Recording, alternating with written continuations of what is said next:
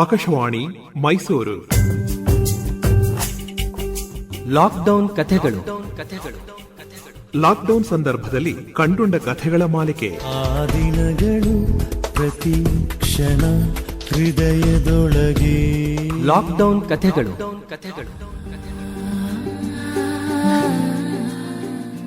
ಕಥೆಯ ಶೀರ್ಷಿಕೆ ಸಿದ್ದಮ್ಮನ ಕನಸು.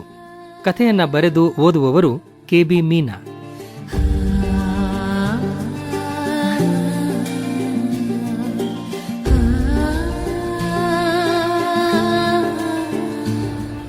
ಕೊರೋನಾ ಆರ್ಭಟ ಶುರುವಾಗುತ್ತಿದ್ದಂತೆ ಮನೆಗೆಲಸದ ಸಿದ್ದಮ್ಮನಿಗೆ ರಜೆ ಘೋಷಣೆಯಾಯಿತು.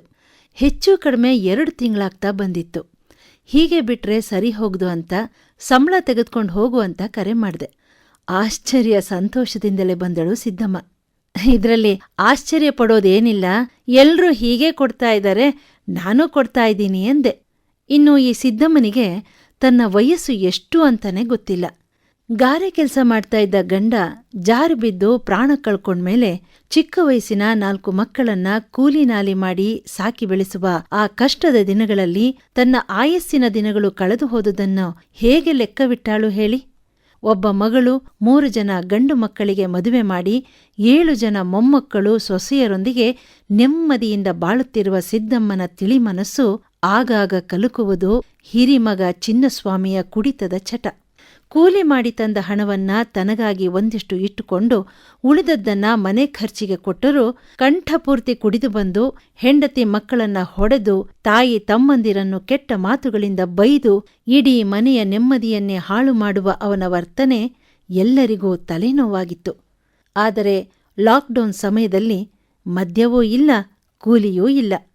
ಮನೆಯಲ್ಲೇ ಇದ್ದ ಚಿನ್ನಸ್ವಾಮಿ ಕುಡಿತ ಇಲ್ಲದ ಕಾರಣ ಮನೆಗೆ ಬೇಕಾದ ಸೌದೆ ಒಡೆಯುವುದು, ಹೆಂಡತಿಗೆ ಮನೆಗೆಲಸದಲ್ಲಿ ಸಹಾಯ ಮಾಡುವುದು, ತಮ್ಮಂದಿರು ನಾದಿನಿಯರ ಜೊತೆ ಕೂತು ಚೌಕಾಬಾರ ಪಗಡೆ ಆಟ ಆಡುವುದು, ತಾಯಿಯ ಆರೋಗ್ಯದ ಕಾಳಜಿ ಮಾಡುವುದು, ಹೀಗೆ ನಗನಗ್ತಾ ಎಲ್ಲರೊಂದಿಗೆ ಬೆರೆಯುವುದನ್ನು ಕಂಡು ಮನೆಯವರು ಹಾಗೂ ಬೀದಿಯವರು ಮೂಗಿನ ಮೇಲೆ ಬೆರಳಿಡುವಂತಾಯಿತು. ಸಂಬಳ ಪಡೆಯಲು ಬಂದ ಸಿದ್ದಮ್ಮನಿಗೆ ಮನೆ ವಿಚಾರ ಹೇಗೆ ಎಂದು ಕೇಳಿದಾಗ ಅವಳ ಮುಖ ಊರಗಲವಾಯಿತು. ಏನ್ ಹೇಳಿ ಅಮ್ಮ, ನಾನ್ ಕುಡುಕಪ್ಪ ಚಿನ್ಸಾಮಿ ಅಪ್ಪಟ ಚಿನ್ನಾಗವ್ನೆ. ಎಲ್ರು ತಾವ ಬೋ ಸಂದಾಗ ಮಾತಾಡ್ಕೊಂಡವ್ನೆ. ಜಗಳ ಪಗಳ ಏನೂ ಇಲ್ಲ ಕಣ್ರವ. ಒಂದ್ ನಾಯಿ ಬೆಕ್ಕೂನು ಸಾಕವ್ನೆವ್ವ. ಬೋ ಪ್ರೀತಿ ಅವುಗಳ ಮ್ಯಾಕೆ.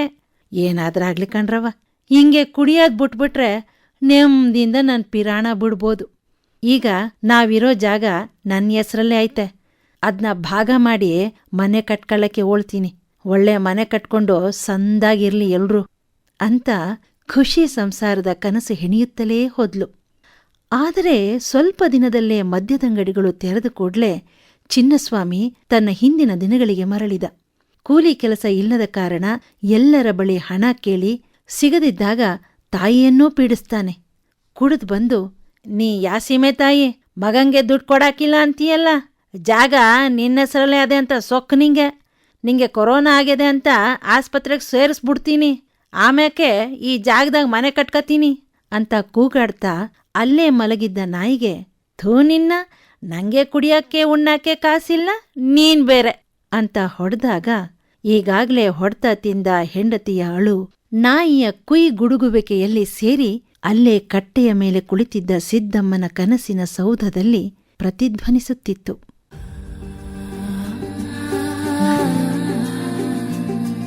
ಸಿದ್ದಮ್ಮನ ಕನಸು ಕಥೆಯನ್ನ ಕೇಳಿದಿರಿ. ಕಥೆಯನ್ನ ಬರೆದು ಓದಿದವರು ಕೆ.ಬಿ. ಮೀನಾ.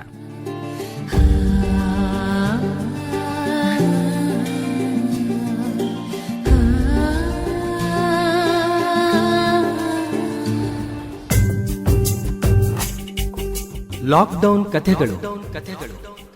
ಲಾಕ್ಡೌನ್ ಸಂದರ್ಭದಲ್ಲಿ ಕಂಡುಂಡ ಕಥೆಗಳ ಮಾಲಿಕೆ ಕೇಳಿದಿರಿ. ನಿರ್ಮಾಣ ಪ್ರಭುಸ್ವಾಮಿ ಮಳಿಮಠ್. ಆ ದಿನಗಳು ಪ್ರತಿ ಕ್ಷಣ ಹೃದಯದೊಳಗೆ.